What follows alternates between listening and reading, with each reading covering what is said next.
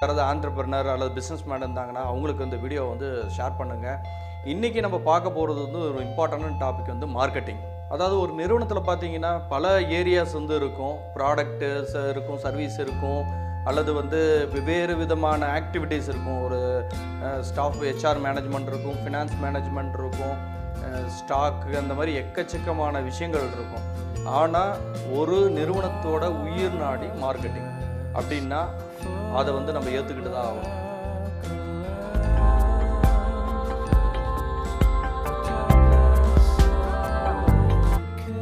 உங்களுக்கும் தெரியும், எல்லா தொழில் பண்ணுறவங்க எல்லாம் தெரியும் மார்க்கெட்டிங் தான் இம்பார்ட்டன்ட் அப்படின்னு. ஆனால் நிறைய பேர் வந்து அதில் முழு கவனம் செலுத்துகிறோமா அப்படின்னு சொன்னால் கண்டிப்பாக வந்து இல்லை. அது சிறு நிறுவனங்களும் பெரிய நிறுவனங்களும் வந்து ஒரு ஃபண்டு செலவு பண்ணால் அது வந்து நம்ம மார்க்கெட்டிங்னு நினச்சிட்டு இருக்கோம். ஆனால் அது மட்டும் கிடையாது. நம்மளுடைய நேரத்தை எவ்வளோ தூரம் நம்ம செலவு பண்ணுறோமோ அது ரொம்ப முக்கியம். ஃபண்டு செலவு பண்ணுறது மட்டும் கிடையாது, நம்மளுடைய நேரத்தை மார்க்கெட்டிங்க்கு செலவு பண்ணணும்.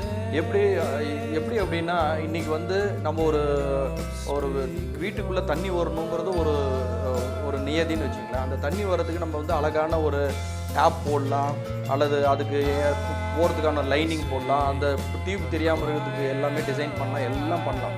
ஆனால் அந்த டியூப் எங்கே தண்ணி வரணுமோ அந்த இடத்துல கனெக்ட் பண்ணால் தான் வந்து தண்ணி வந்து அந்த டேப்பில் வரும். அதுதான் மார்க்கெட்டிங். எங்கேருந்து ஃப்ளோ வரும் அப்படிங்கிறது, அந்த ஃப்ளோ உண்டு பண்ணுறது தான் மார்க்கெட்டிங். ஒரு சின்ன உதாரணம் சொல்ல போகிறேன் பாருங்கள். அதாவது நிறைய பேருக்கு வந்து இன்னும் வந்து சேல்ஸு மார்க்கெட்டிங் அப்படிங்கிறதுக்கு வித்தியாசம் தெரியாமல் இருக்குது. நான் என்ன வேலை பார்க்குறேன் அப்படின்னா, நான் மார்க்கெட்டிங்கில் இருக்கேன், நான் சேல்ஸில் இருக்கேன் அப்படின்னு வந்து சொல்கிறாங்க. ரெண்டுமே டோட்டலாக வேறு. இப்போ ஒரு உதாரணத்துக்கு வந்து சொல்ல பார்த்தீங்கன்னா, ஒரு மெடிக்கல் ஸ்டோர் இருக்குது அப்படின்னு சொன்னால், அந்த மெடிக்கல் ஸ்டோருக்கு கடையை வச்சுருக்காரு, அந்த கடையில் வந்து மக்கள் வந்து வாங்குகிறாங்க, ஒருத்தர் வந்து எடுத்து கொடுக்குறாரு அப்படின்னா அது வந்து சேல். ஓகேங்களா?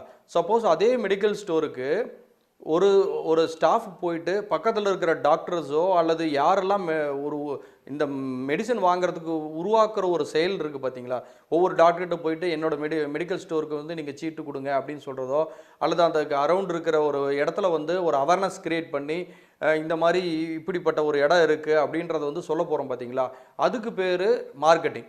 ரெண்டுமே ஒரே கடை தான், ஆனால் கடைக்குள்ளார நடக்கிறதுக்கு சேலு.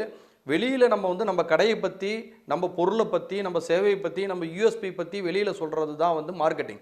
நிறைய டைம் என்ன நம்ம நினச்சிக்கிறோன்னா, சேல்ஸ் அண்ட் மார்க்கெட்டிங் ஒன்று தான் அப்படின்னு நினச்சிக்கிறோம். நம்ம வந்து என்ன தான் வந்து கடையில் வந்து நீங்கள் எவ்வளோ பேர் வேணால் ஸ்டாஃபு வைக்கலாம், ஒரு பிஸ்னஸ் வந்து சேல் நடக்கிறதுக்கு என்ன வேணால் விஷயங்கள் பண்ணிகிட்டே இருக்கலாம். ஆனால் மார்க்கெட்டிங் இருந்து வெளியிலேருந்து ஒரு